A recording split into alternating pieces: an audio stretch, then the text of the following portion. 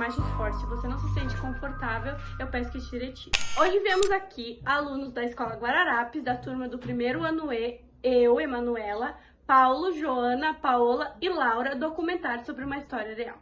A Noiva Cadáver, história real. Logo que escutamos esse nome, nos lembramos do filme em desenho, mas não é sobre ele, e sim sobre uma história real.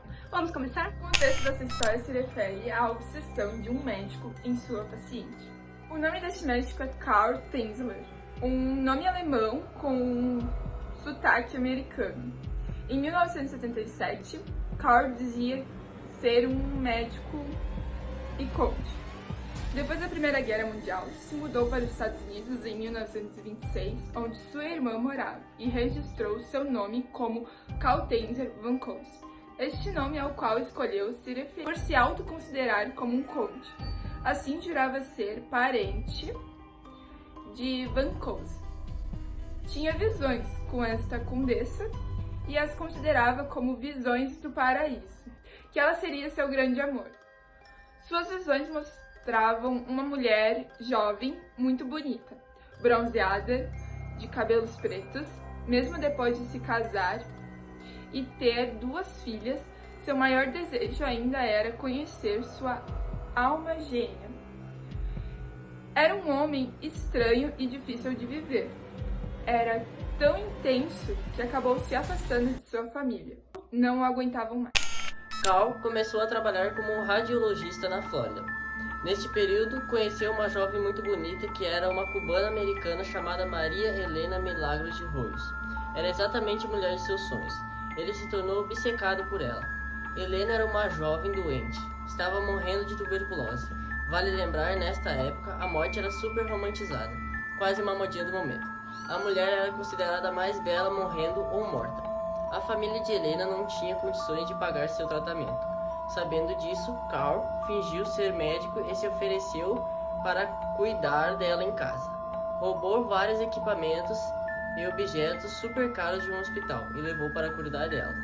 Fez vários experimentos com ela, tentando curá-la. Estava determinado a salvar sua vida. Karl tinha 53 anos de idade, nesta época, e Helena 21. Ele ficava falando o tempo todo o quanto a amava, enquanto ela não. Já tinha sido casada. Mas por um aborto espontâneo, seu marido a deixou abandonando-a.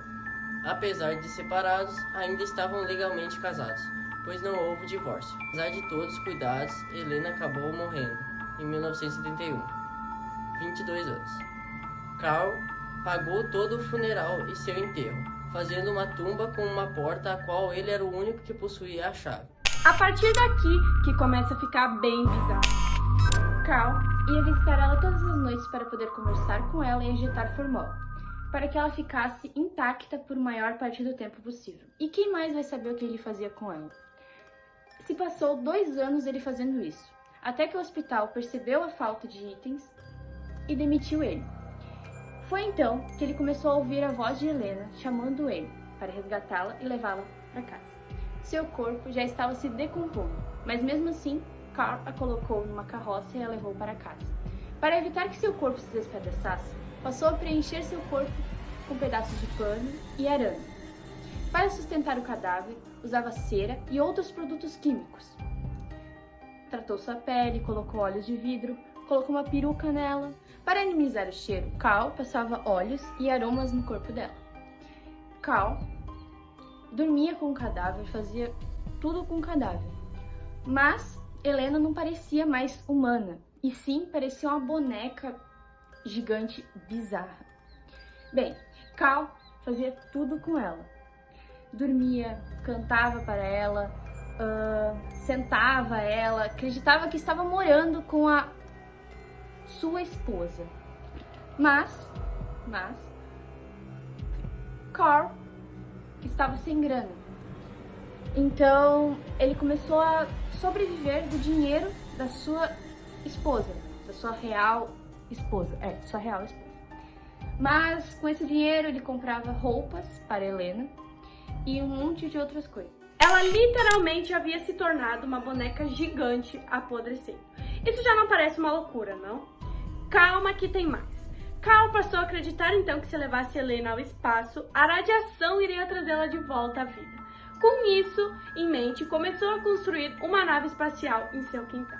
Ela diz que a irmã de Helena foi visitar e não a encontrou e acabou descobrindo tudo isso e denunciou ele.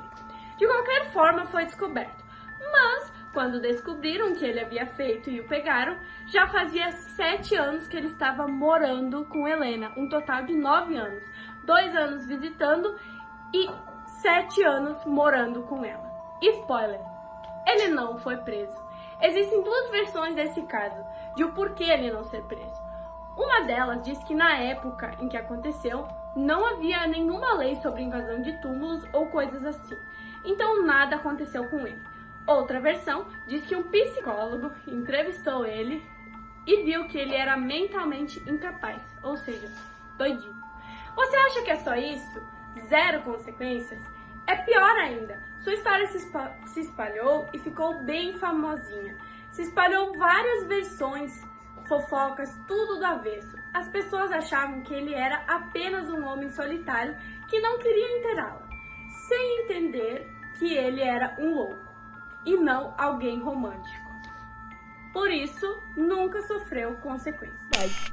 Médicos examinaram o corpo dela e tiraram camadas e camadas de pele falsa, gesso e cera, mas não conseguiram observar se o cadáver estava sendo abusado pelo fato dele estar fazendo alterações em seu corpo. Mas era quase 100% possível de que ela estava sendo abusada. O cadáver de Helena foi exposto em uma casa funerária, permitindo que as pessoas a vissem. Mais de 6.000 pessoas a visitaram, deixando de ser um cadáver e virando uma alteração bizarra. Cal até chegou a pedir o seu corpo de volta, mas óbvio de que o seu pedido foi negado. Com medo dele roubar o cadáver, acabaram enterrando ela em um lugar sem demarcações para não ser encontrada. Assim que a história chegou à sua real esposa, que ficou com pena por seu marido ser um doido, ela continuou a sustentá-lo, onde assim começou a ter uma ótima vida e acabou construindo mais uma boneca idêntica, mas dessa vez sem um cadáver, ao qual ele morreu abraçado em 1952.